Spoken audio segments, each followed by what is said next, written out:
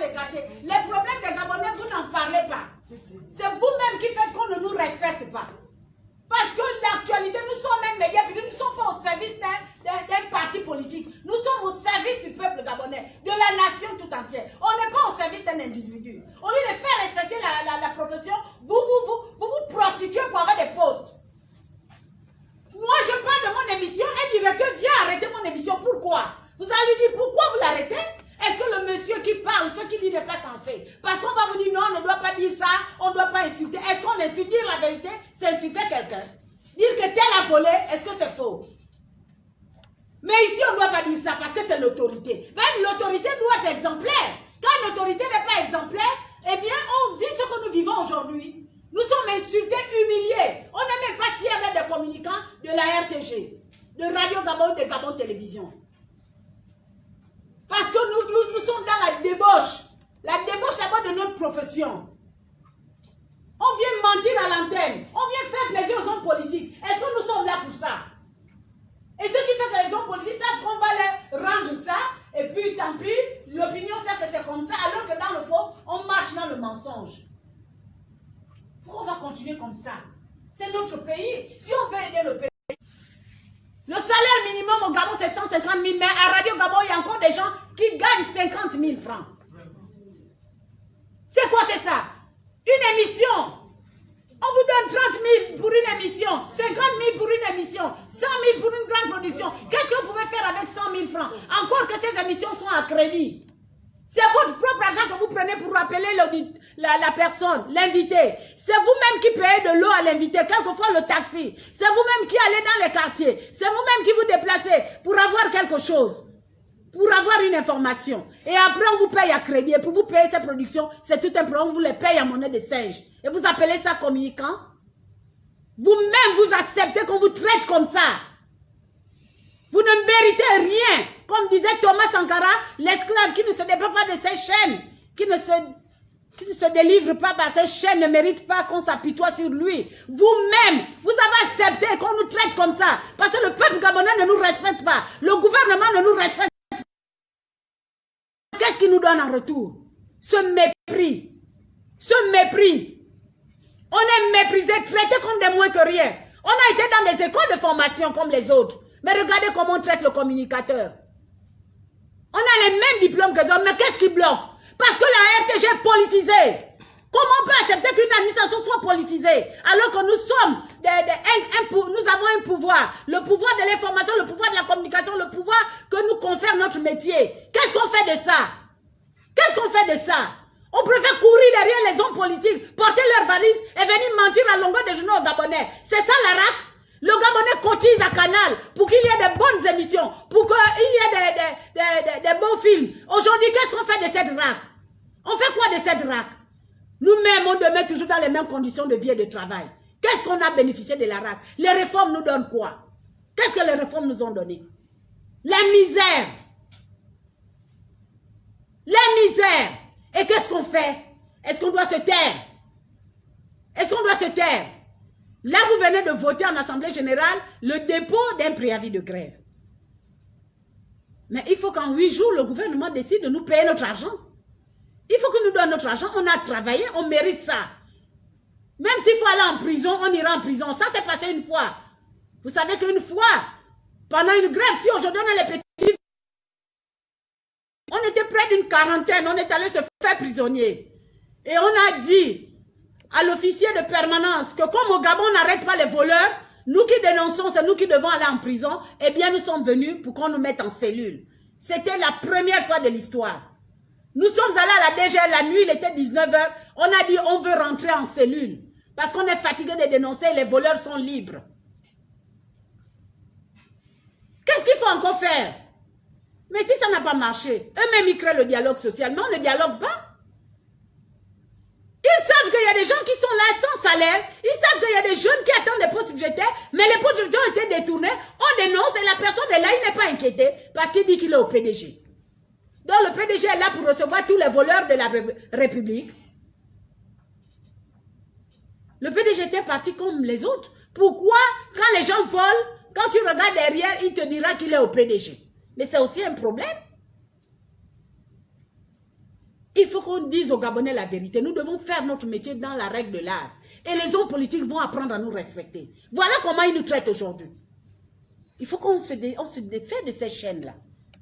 Dire la vérité qu'à Kingele, les gens sont mal logés, les gens ont besoin d'eau, les gens ont besoin... C'est pas tuer quelqu'un, c'est la vérité. Ça permettra au gouvernement aussi de faire mieux. Mais quand vous les couvrez, vous mentez, vous passez le temps à mentir aux Gabonais. Mais aujourd'hui, lorsque vous êtes en problème, ce sont ces Gabonais-là qui nous viennent en soutien. Quand on regarde Facebook, mais les gens ont pitié de nous. On fait pitié. Ils disent, vous ne pouvez pas imaginer que même à la RTG, les chantres du pouvoir puissent se retrouver là. Est-ce que nous-mêmes, ça nous interpelle? Nous demandons au gouvernement de régler très rapidement cette situation.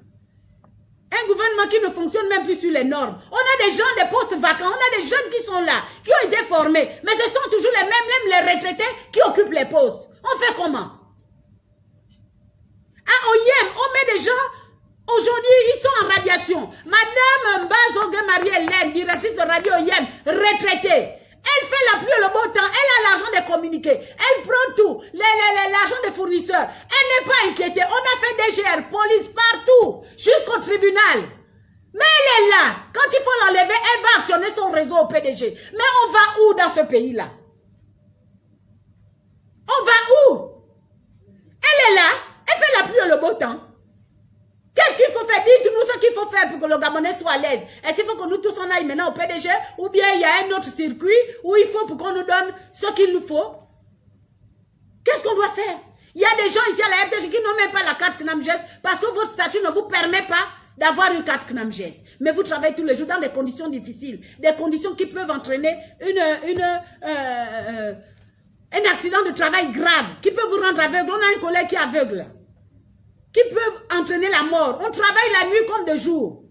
Et vous n'avez même pas une carte d'assurance maladie. Si vous tombez malade, qui va payer l'hôpital? Parce que vous attendez votre poste budgétaire. Vous avez déjà passé 5 ans, 6 ans, 7 ans. Il y en a qui ont passé déjà 10 ans, 20 ans. Qui sont proches de la retraite et qui n'ont même pas eu le temps de cotiser. Soit à la fonction publique, soit à la CNSS. Est-ce que vous pensez que c'est sérieux? Et tu es là le matin pour ouvrir l'antenne. Tu es là à midi pour faire le journal. Tu es là le soir pour faire l'antenne. Et tu rentres chez toi à pied. C'est-à-dire tu dois prendre le taxi, tu dois mendier. Et c'est ce qui a encouragé le communicateur à faire la manche dans les ministères. Nous sommes un ministère public. Tu vas faire ton reportage, tu n'attends rien de qui que ce soit. Mais on est obligé de faire le mendiant parce qu'on attend cette enveloppe pour payer le taxi. C'est ça la vérité.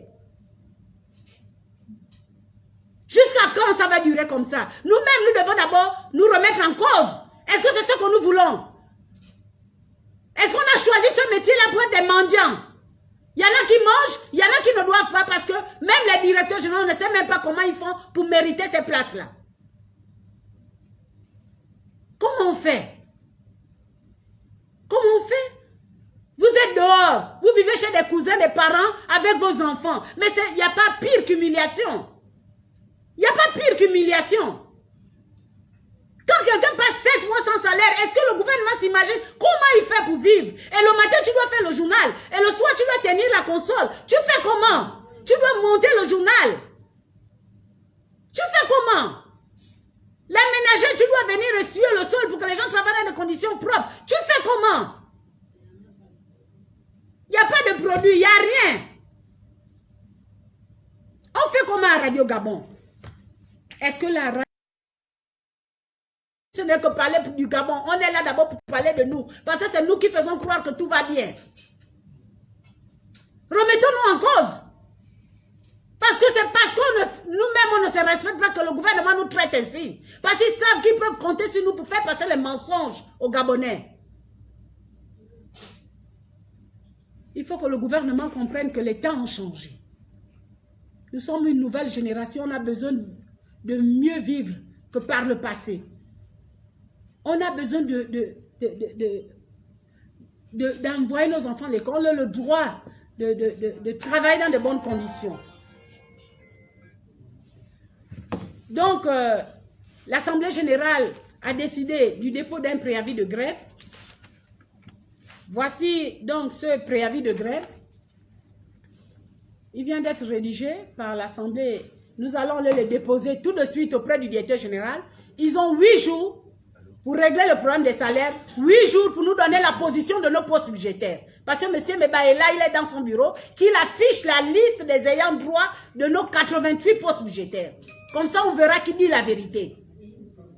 La fonction publique a fait l'effort de nous donner 88 postes budgétaires. C'est où? C'est passé où? Et il est là assis, il est peinard. Parce qu'il y a des hommes politiques derrière qui le protègent. Et qu'est-ce que vous allez devenir? Vous êtes à votre poste. Vous avez été formé. Qu'est-ce que vous allez devenir demain? Vos enfants vont nourrir avec les 150 000 francs. Quelle est la maison qu'on trouve à Libreville à moins de 50 000 francs si ce n'est que des chikaché comme on dit?